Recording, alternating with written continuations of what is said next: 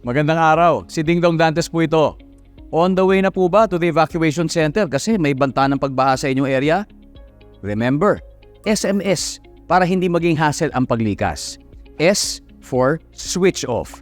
Siguraduhin na nakasara ang main switch bago umalis ng bahay. M naman, mag-ingat sa manholes. Kung baha sa dadaanan, extra ingat kasi baka mahulog ka sa imbornal nako. At S, sumunod sa rules para maging mas maayos ang pagstay sa evacuation center.